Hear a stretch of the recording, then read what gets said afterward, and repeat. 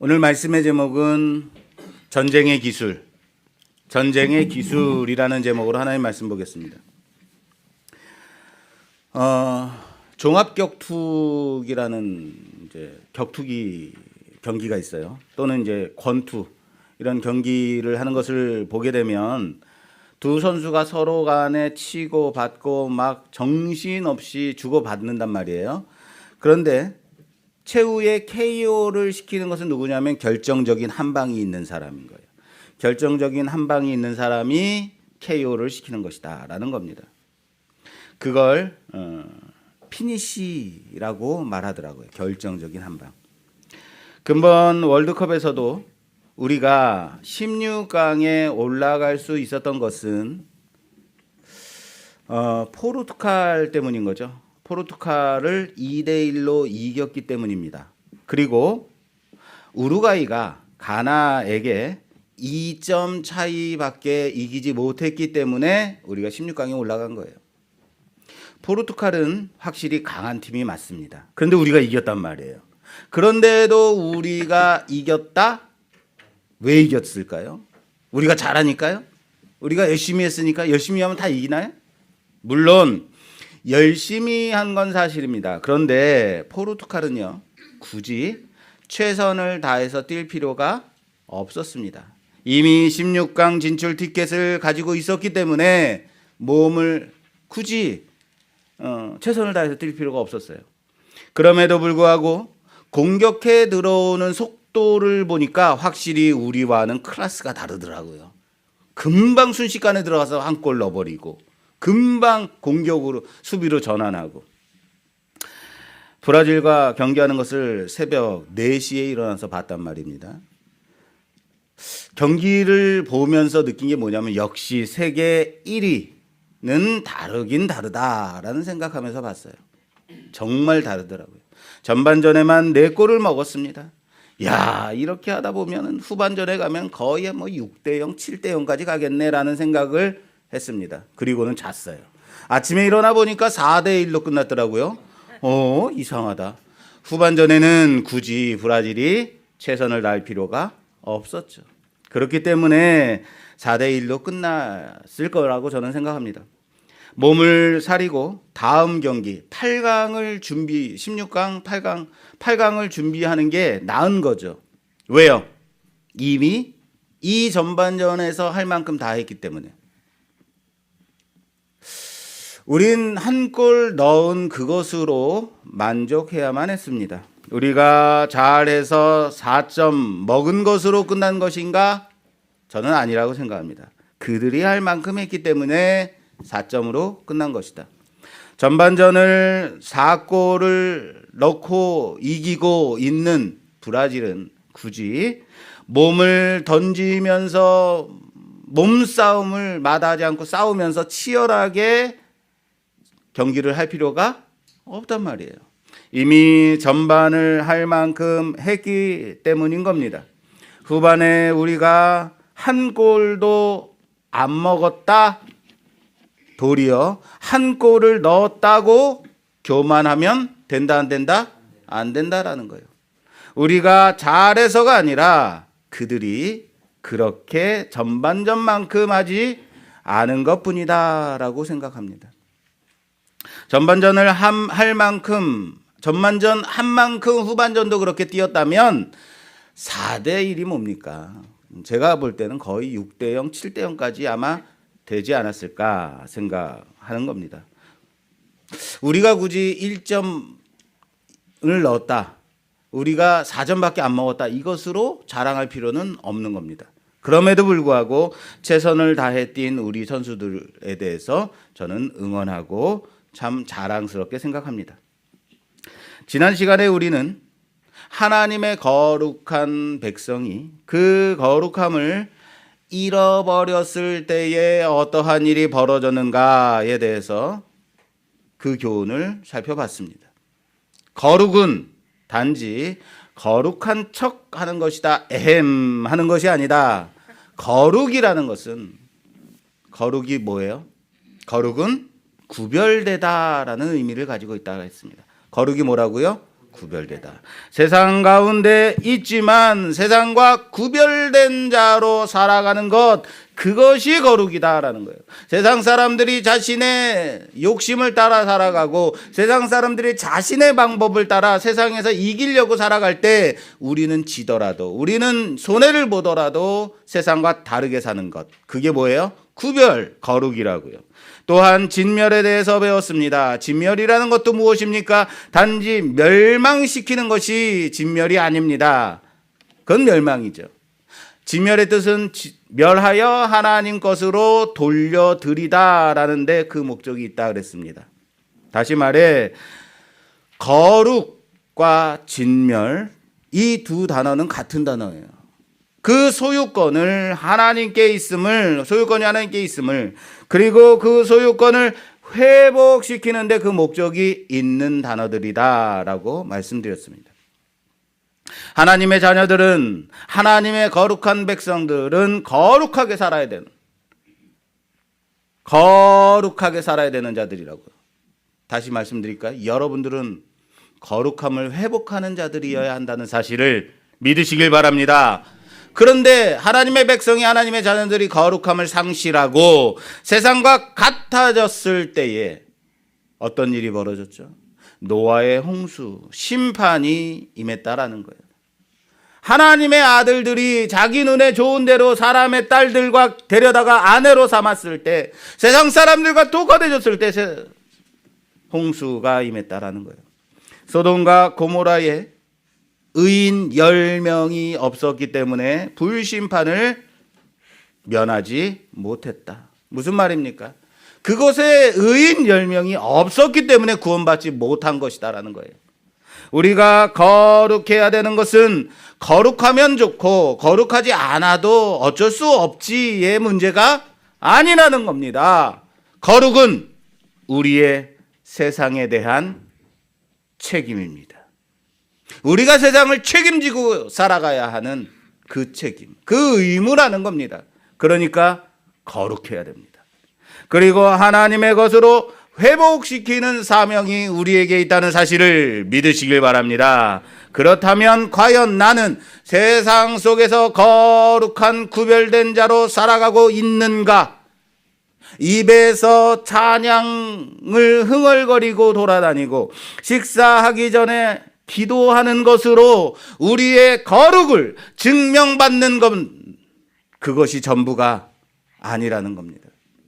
내가 세상에 가요 부르지 않고 찬송 부른다고 해서 거룩한 게 아니라고요. 세상 사람들이, 내 이웃이, 내 친구가 나를 보면서 그 사람 교회 다닌대 라고 말할 때, 그래?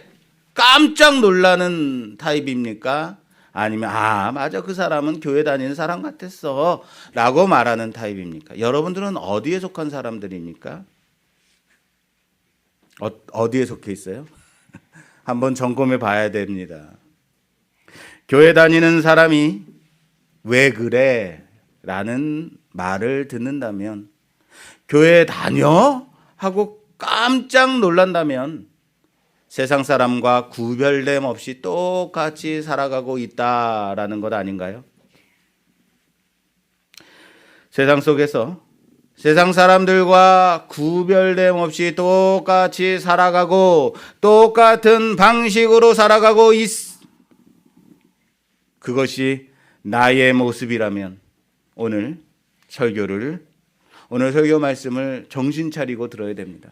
어쩌면 구별된 자로 거룩한 백성으로 살아가기 위해서 더 손해봐야 되고, 더 미치는 장사해야 되고, 더 희생해야 되고, 더 위로해야 되고, 더 도와줘야 되고, 더 그리스도인으로 살아가야 할 때 고려해야 될, 배려해야 될 것이 더 많다라는 겁니다. 그리고 그것을 우리는 삶의 거룩함을 회복하는 것이다 라고 말합니다.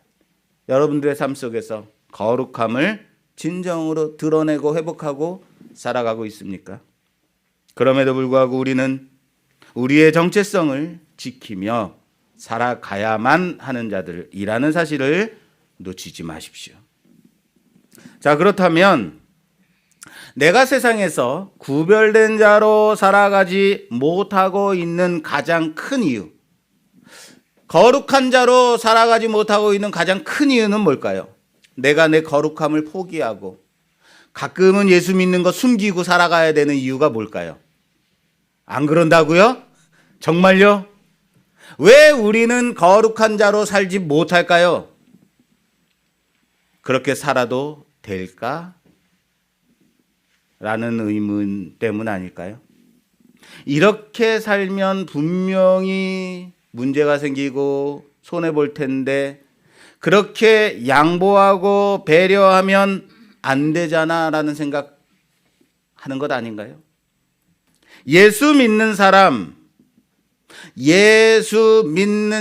티내면 불이익 당할 텐데 라는 생각 우리는 하지 않나요?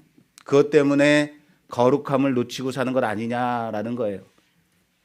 세상을 살아갈 때 더 악착같이 주먹 쥐고 이 악물고 살아야 세상을 이기지라고 생각하기 때문에 우리가 거룩을 놓치는 것 아니냐라는 겁니다.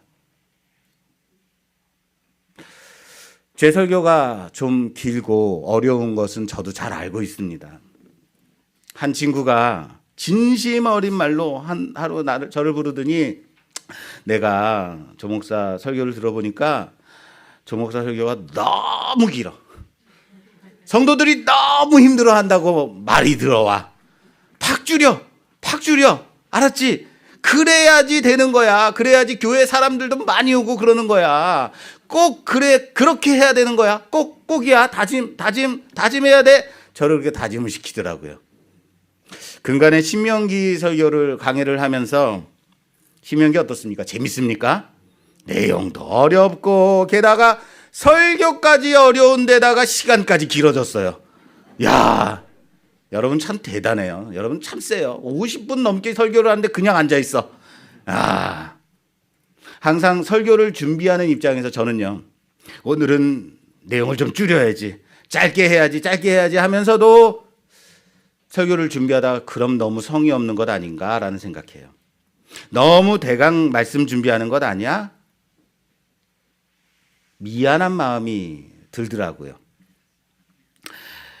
예배 1시간 드리기 위해서 여러분들 복지콜 타고 2시간씩 막 오시고, 예배 1시간 드리기 위해서 예배 시간은 11시인데 8시 전부터 차 부르면서 차가 갑자기 이럴 땐 또 빨리 돼. 그러면 정신없이 준비하고 나와서 복지콜 타고 오고.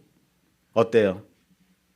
그렇게 정신없이 와서 여기 예배 자리에 앉아 있는데 이렇게 성의 없이 설교를 준비해도 될까라는 생각 하는 거예요. 그런데 문제는 저의 성의는 무엇으로 표현되냐면 시간으로 나타나더라라는 거예요. 물론 그렇게까지 성의 안 보이셔도 돼요 라는 여러분들의 표정, 지금 웃으시는 분들 다 그런 표정인 거 알아요. 성의 안 보이셔도 돼요. 그냥 대강 좀 하세요. 그럼에도 짧고 길게 가야 됨에도 불구하고 난해하고 길게 가는 설교에 대해서 미안한 마음은 있습니다. 그런데 여기 앉아 있는 건요, 그만큼 여러분들이 세다는 거예요. 무슨 말인지 아시겠어요? 내가 이 자리에 앉아서 설교가 길고 난해해서 졸기도 하고 아예 자버리기도 해요. 내가 졸고 자면 잤지 예배 결코 포기하지 않아. 야, 센 거죠. 내가 지루해도 가끔은 속에서 왜 이거 끝낼 것 같으면서도 안 끝내, 불 같은 게 막 가슴속에서 올라오는데도 꾹 참고 버티는 거, 그게 센 거예요. 예배 끝나고 교회 나가면서 갑자기 웃으면서 목사님 은혜 받았습니다 라고 말씀하시는 건 그만큼 센 거예요. 그런데 그 센 것이요, 여러분 어디서 왔는지 아십니까? 하나님이 우리를 구별하심으로써 우리가 세진 거라는 사실을 믿으시길 바랍니다. 이거예요. 주일 아침에 일어나서 교회 가야 되나 말아야 되나 고민될 때 있어요. 재미있는 것도 하나도 없는데 굳이 내가 지루한 데 가서 거기에 2시간 이렇게 앉아 있어야 돼? 그냥 온라인으로 예배 드려도 되지라고 생각될 수도 있어요. 이 온라인도 예배 아니야 라고 생각될 수 있어요. 에이, 복지쿨이나 되지 마라 라는 마음 가질 수도 있어요. 그럴 때는 아주 기가 막히게 복지쿨이 돼요. 다들 공감하시나 본데요? 그럼 차 때문에 여러분들이 오늘 이 자리에 온 건가요? 아니에요. 차를 부를 때부터 우리 안에 주일에는 교회 가서 예배를 드려야 되는 거야. 이 거룩한 마음이 나를 압도시킨 거예요. 그래서 여기 나와 예배 드리는 겁니다. 다른 말로 할까요?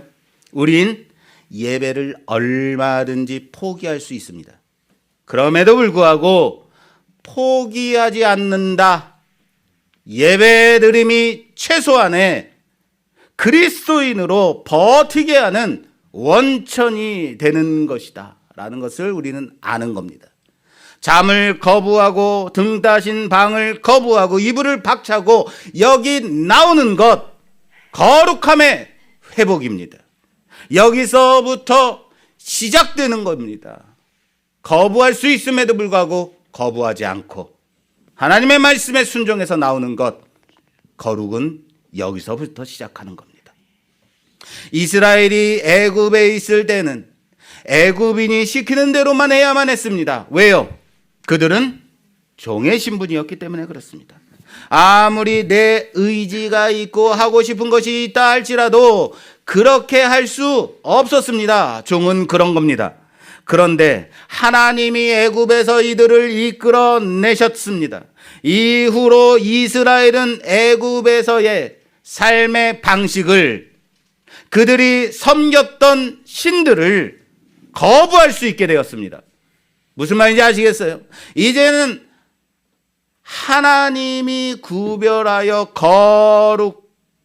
거룩함으로 부르심을 입은 백성들이기 때문입니다.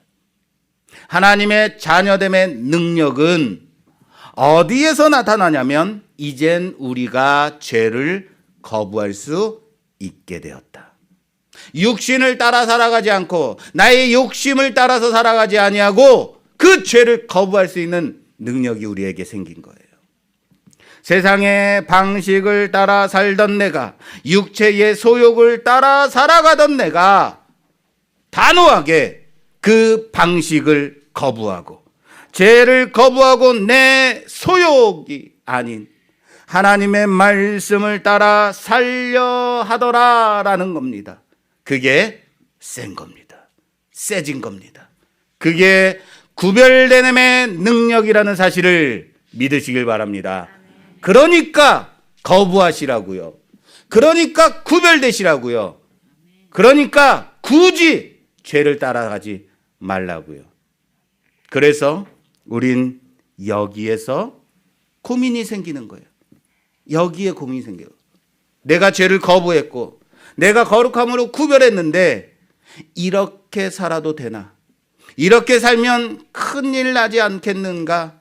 오늘 가나안을 앞두고 이미 그곳을 차지하고 살고 있는 가나안의 7 족속들은 크고 많고 강한데 우린 어떻게 저곳을 차지할 수 있을까라는 그 두려워하고 있는 이스라엘에게 하나님은 말씀하십니다.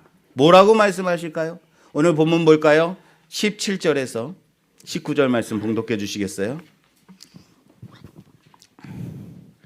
내가 혹시 심중에 이르기를 이 민족들이 나보다 많으니 내가 어찌 그를 쫓아낼 수 있으리요 하리라마는 그들을 두려워하지 말고 내 하나님 여호와께서 바로와 온 외굽에 행하신 것을 잘 기억하되 내 하나님 여호와께서 너를 인도하여 내실 때에 내가 본 큰 시험과 이적과 기사와 강한 손과 편팔을 기억하라. 내 하나님 여호와께서 내가 두려워하는 모든 민족에게 그와 같이 행하실 것이요. 아멘. 아멘. 자, 뭐라고 하십니까? 하나님이 두려워하고 있는 이스라엘이 어떻게 하래요? 하나님이 심중에 크고 많은 적들로 인해서 두려워하고 있는 이스라엘에게 하시는 말씀이 뭐예요? 두려워하지 말고 기억하라. 따라서 합시다. 두려워하지 말고 기억하라. 기억하라. 기억하라고 말씀하세요. 그것을 차지하는 그 땅을 정복하는 방법에 대해서 말씀하시는 것이 아닙니다. 단지 두려워하지 말고 기억하라. 기억할 것에 대해서 말씀하고 있다라는 겁니다. 여러분, 기억하면 뭐가 달라지나요? 기억하면 아, 맞다. 내가 이거 까먹었었네. 그땐 그랬었지라고 과거를 기억하면 가나안 땅이 우리 차지가 되는 거예요? 이스라엘 차지가 되는 겁니까? 지금 해야 될 것이 있는 거예요. 그런데 하나님이 뭐라고 말씀하신다? 기억하라. 너는 기억만 해. 하나님을 믿는 자에게 죄를 거부할 의지를 주셨다고요. 그렇다면 과연 하나님을 섬기는 자들에게는 아무런 어려움이나 위험이 없을까요? 있죠. 더 많더라고요. 더 힘들고 더 어려운 삶이 기다리고 있더라라는 겁니다. 그럴 때 구별된 거룩한 자로 어떻게 살 것인가? 어떻게 살아야 될까? 그런데 하나님을 신뢰하고 하나님을 믿기만 하면 돼. 그렇게 살면 돼 라고 대답해 준다면 아, 맞다. 하나님을 믿으면 끝나는데 이렇게 생각되세요? 그렇게 여러분들은 다 동의되세요? 다른 방법을 좀 알려주셔야 될 것 같은데. 하나님은 지금 이스라엘에게 마치 이런 식으로 말씀하시는 것 같지 않습니까? 너희는 저들을 두려워하지 말고 단지 너희가 해야 될 것이 무엇이냐면 기억하는 거야 라고 말씀. 그럼 저기 가나안에 들어가서 전쟁은 누가 할 거예요? 소는 누가 키울 거예요? 하나님이 긴창 들고 앞서가시면서 대신 싸워주실 건가요? 물론 하나님께서 직접적으로 전쟁 가운데 하나님의 기적과 놀라운 이적을 나타내시기도 해요. 그걸 우린 믿습니다. 그런데 그럼에도 불구하고 전쟁터에서 직접적으로 싸우는 자들은 누구예요? 이스라엘이에요. 우리예요. 우리가 살아가는 삶의 현장 가운데서 직접적으로 부딪히고 상처받고 신앙을 지키며 세상 가운데서 구별된 자로 살아가며 그렇게 살아가야 되는 사람이 누구예요? 우리 당사자들이라고요. 그런데 오늘 하나님은 이런 고민 가운데 있는 우리에게, 이스라엘에게 너희는 기억하라. 우리에게도 말씀하십니다. 너희는 기억하라 라고 말씀하신다. 그럼 우리나 이스라엘이나 싸우지 않고 전쟁터 뒤에서 기억 다음에 뭐예요? 니은 기억만 하고 있으면 모든 것이 해결될까? 우리가 이걸 붙잡아야 되는 거예요. 그래서 하나님이 무엇을 기억하라고 하셨어요? 하나님이 기억하라고 하신 것은 다시 말씀을 보게 되면 이렇습니다. 18절에 바로와 애굽에 행하신 일들을 기억하래요. 바로와 애굽에게 행하신. 19절에 보니까 애굽에서 인도하여 내실 때에 큰 기적과 이적과 강한 팔로 이끌어 내심을 기억하라 라고 말씀하십니다.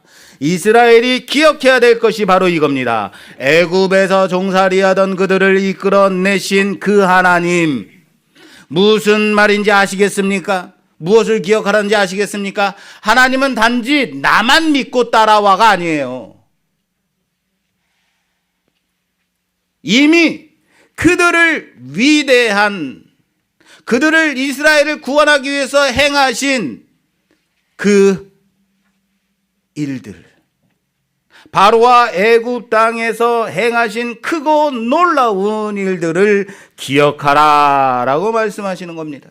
그리고 이때 이스라엘은 애굽을 나오기 위해서, 애굽을 탈출하기 위해서 아무것도 하지 않았다라는 것을 기억해야 되는 거예요. 다시요.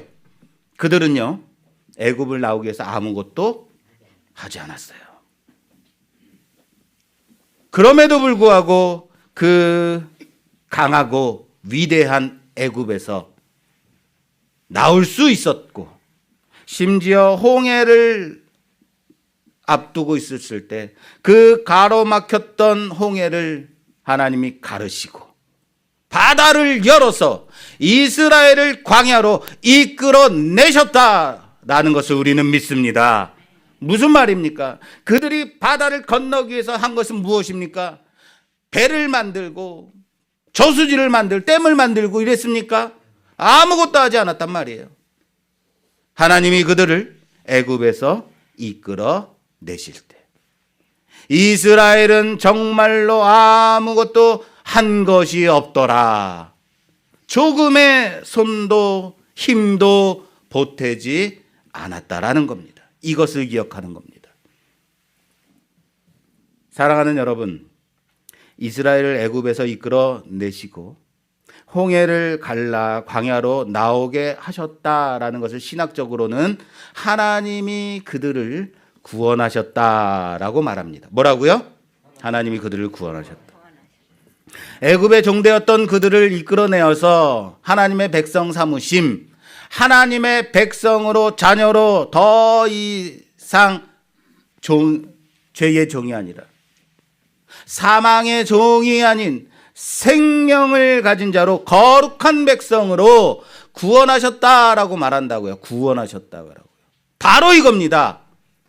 그들이 구원을 얻기 위해서 아무것도 하지 않았다는 것, 하나님은 그들을 구원하셨고, 마찬가지로 하나님이 예수 그리스도를 믿는, 예수 그리스도로 말미암아 우리를 구원하심도 우리의 공로나 우리의 의로움이나 우리의 관여됨이 있었던가요?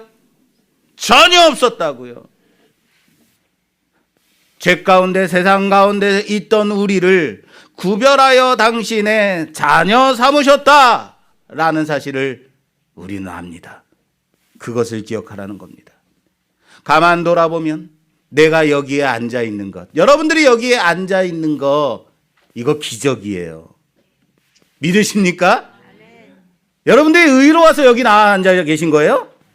여러분들이 여기 나와 앉아 있는 것이 기적이라고요. 내가 진리를 찾기 위해서 애쓴 적도 없고 생명을 얻기 위해서 고뇌한 적도 없어요. 구원이라는 것을 얻어내기 위해서 어떠한 노력도 하지 않았음에도 불구하고 지금 여기 하나님을 예배하는 자리에 앉아 있음이 기적이라는 사실을 믿으시길 바랍니다. 내가 잘나서 이뻐서 여기 앉아 있는데요 라고 생각되는 사람은 나가면서 주보에다가 자기 이름을 적고 가십시오. 제가 정말로 이쁜지 한번 보겠습니다. 여기 보면, 여기 앉아 계신 분들 보면 아들이 목사이기 때문에 교회 일하시는 조집사님도 있어요. 생각해보세요. 목사가 아니면 하시겠어요? 여기 친구의 권유에 따라서 한번 나와봐 그랬는데, 주변의 동료가 한번 나와봐, 예수 믿어봐, 교회 와봐 라고 해서 그냥 한번 나와봤는데 계속 다니게 된 거예요. 이상하게 내가 다른 교회 가면은 희한하게 돌아다니고 안 나가고 그랬는데 계속 앉아 있는 거죠. 게다가 그럼에도 불구하고 언제부턴가 당신은 이미 그리스도 예수로 말미암아 구원함을 받은 거룩한 성도입니다라는 말을 듣고 있는 거예요. 나는 구원을 위해서, 내 구원을 위해서 아무것도 한 것이 없음에도 불구하고 말입니다. 그러니까 그게 기적인 거예요. 이전의 나와 지금의 나는 변한 것이 없어요. 희한해요. 여전히 거룩한 것 같지 않고 구별된 자로 살아가지 않음에도 불구하고 예수 그리스도로 말미암아 당신은 구원을 받았습니다라고 말하고 있다라는 거예요. 바로 이 부분입니다. 내가 구원받는 일을 위해서 나는 한 것이 있다 없다? 없다. 진리를 찾아 헤매다니지도 않았고 생명을 얻기 위해서 생명까지 내놓은 적도 없었지만 하나님이 나를 구원하셨음을 믿기를 바랍니다. 그리고 그것을 오늘 하나님은 우리에게 가나안을 앞두고 있는 이스라엘에게 기억하라 라고 말씀하고 있다는 거예요. 뭐라고요? 기억하라. 무엇을 기억하라고요? 너희를 구원하신 그 하나님을, 너를 예수로 말미암아 구원하신 그 하나님을 기억하라. 네가 애굽을 나오기 위해서 아무것도 하지 않았음에도, 아니 아무것도 할 수 없었지만 그럼에도 여기 가나안을 앞두고 있는 것을 잊지 마라. 네가 천국을 소유하기 위해서, 하나님 나라에 들어가기 위해서 어떠한 것도 하지 않았음에도 불구하고 예수 믿니? 네, 믿어요. 그럼 됐다 라고 하시는 그 하나님, 하나님의 자녀로 삼으신 그것을 기억하라 라는 겁니다. 네가 언제 세상 가운데서 치열하게 싸워본 적이 있더냐? 네가 언제 생명 걸고 진리를 사수하기 위해서 싸워본 적이 있느냐? 그럼에도 불구하고 너는 내 것이다 삼으신 그 하나님, 이것을 기억하십시오. 이것을 기억하는 우리 모두가 되기를 주님의 이름으로 축원합니다. 다시요.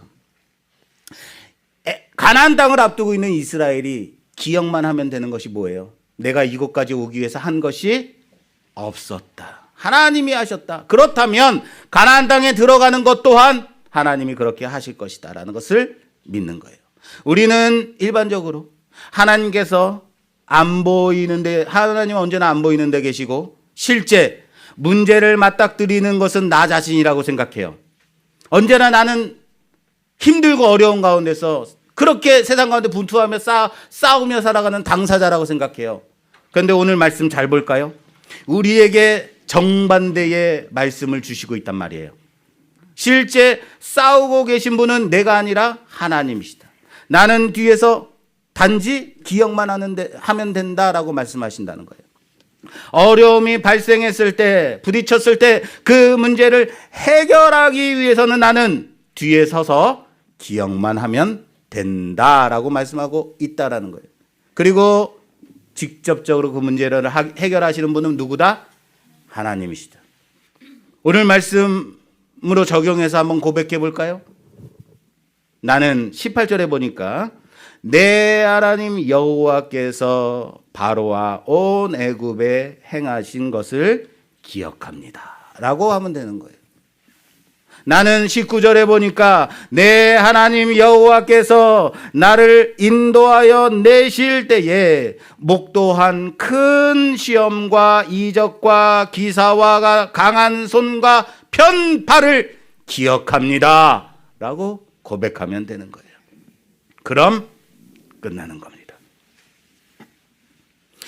이에 반해서 하나님은 나를 위해서 적극적으로 대처하고 계시다는 사실을 믿으시길 바랍니다. 오늘 말씀에 19절에 이렇게 돼 있어요.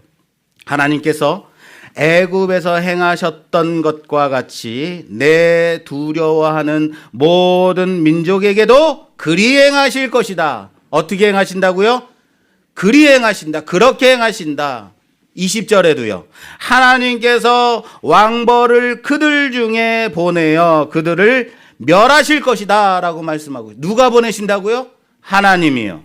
23절과 24절에도 보면 그들을 붙이심으로 진멸케 하시는 주체, 왕들을 이스라엘의 손에 붙여서 그 이름을 천하에서 제하여 버리시는 주체, 모두 다 누구예요?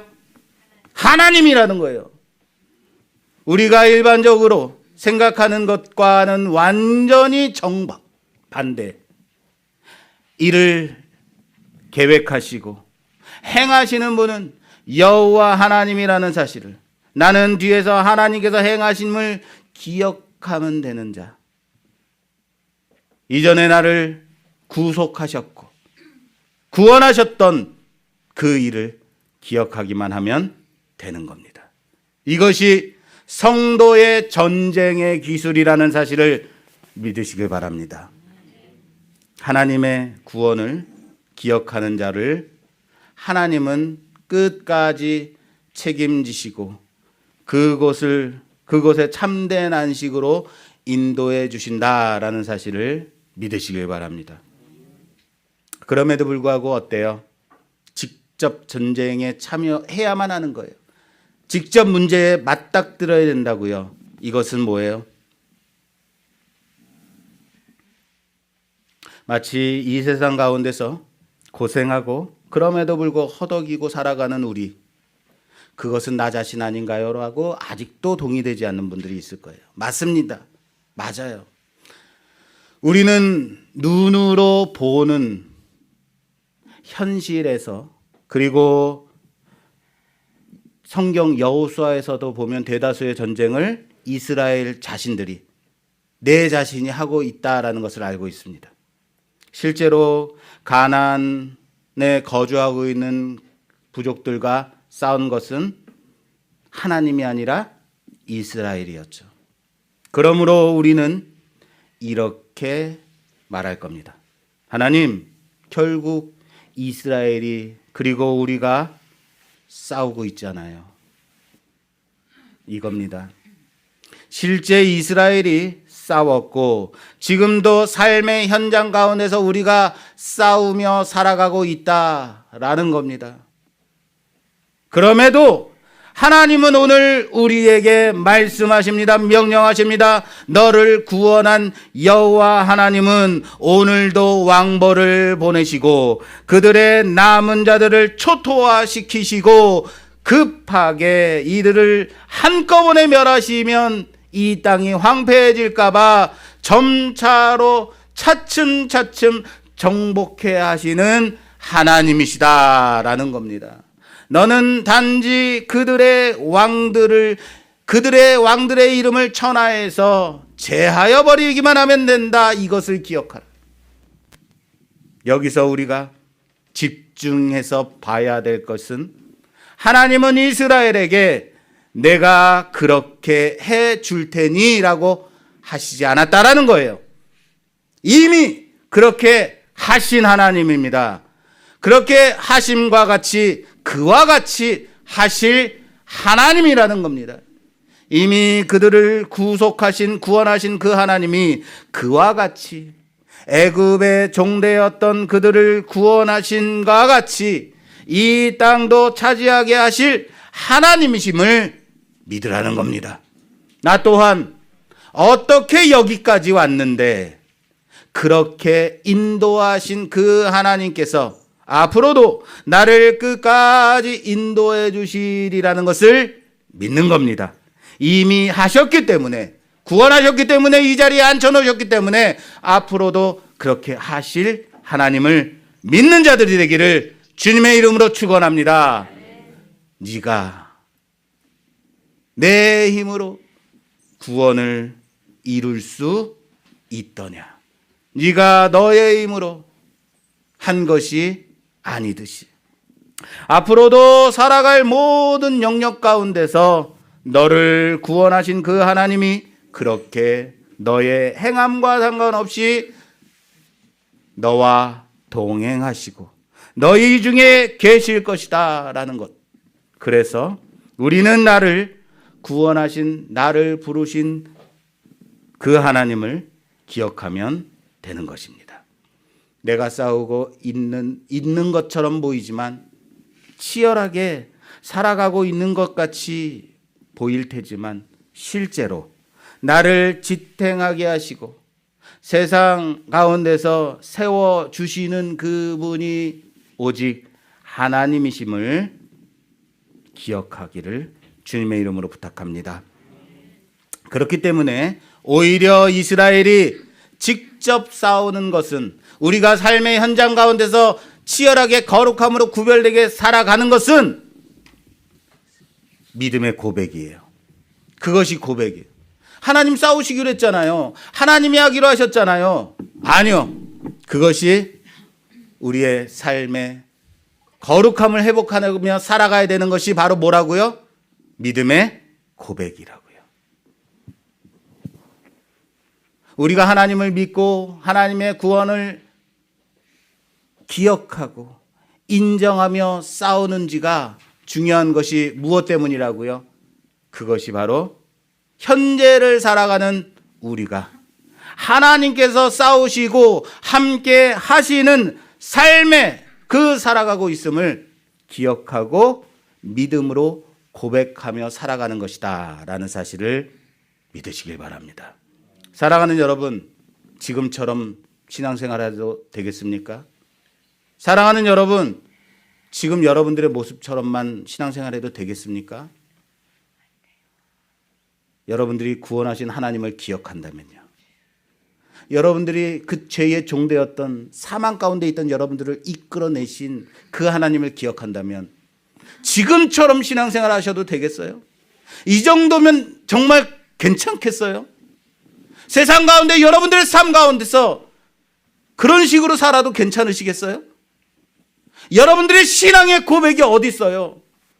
삶의 현장에서 싸우시라고요. 거룩함을 회복시키시라고요. 하나님의 구원하심을 구속하심을 기억하고 이제는 여러분들의 삶의 현장에서 그렇게 하나님이 싸우심을 여러분들의 삶을 통해서 드러내기를 주님의 이름으로 축원합니다. 여러분들의 삶 가운데 드러내며 내가 하나님을 기억하고 있습니다. 내가 하나님을 이렇게 신뢰하고 있습니다. 고백하며 살아가는 우리 모두가 되기를 주님의 이름으로 축원합니다. 축원합니다.